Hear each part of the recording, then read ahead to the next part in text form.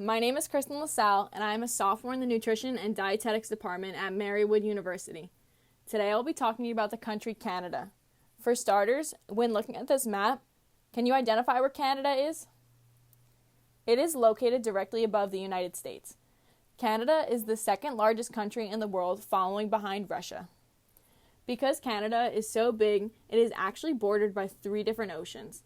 To the west, or left side of Canada, it is bordered by the Pacific Ocean. To the east, or right side of Canada, it is bordered by the Atlantic Ocean. And lastly, to the north, or top of Canada, is the Arctic Ocean. Canada is so large that within the country there are 6 different time zones, which means that depending on where you are in the country, there could be a couple hours of time difference. The country is also divided into 3 territories and 10 provinces. In the top left, you will see the 3 territories, which are Yukon, Northwest Territories, and Nunavut. All of the other locations below are the provinces, which consist of British Columbia, Alberta, Saskatchewan, Manitoba, Ontario, Quebec, New Brunswick, Nova Scotia, Prince Edward Island, and Newfoundland. Within the province of Ontario is the capital of Canada, which is Ottawa. Throughout Canada, there are many different languages that are spoken. The 2 official languages are English and French. In the province called Quebec, there is a city called Montreal. This city is one of the most bilingual cities in Canada, which actually made it become the second largest French-speaking country behind Paris, which is the capital of France. The flag of Canada has a relatively simple design, but has a lot of meaning behind it. The flag is distinctly known for the 11-point red maple leaf, which represents the country's culture and natural resources. The 2 colors on the flag, red and white, represent hope and peace. Canada is most known for maple syrup, lacrosse, ice hockey, and their extremely cold winters. Lacrosse was named the country's national summer sport, and ice hockey was named the country's national winter sport. The winters are always cold in Canada, so many people learn the sport at a very young age. If people aren't playing the sport, you can typically find them watching it.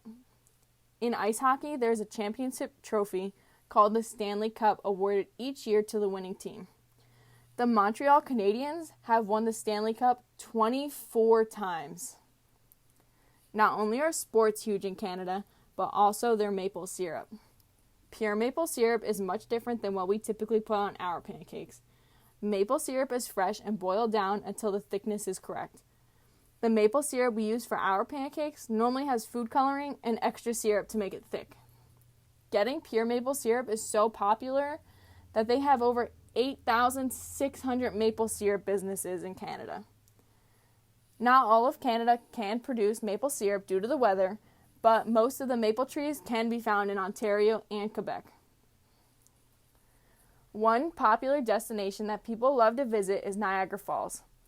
It is made up of 3 waterfalls named the Horseshoe Falls, American Falls, and Bridal Veil Falls.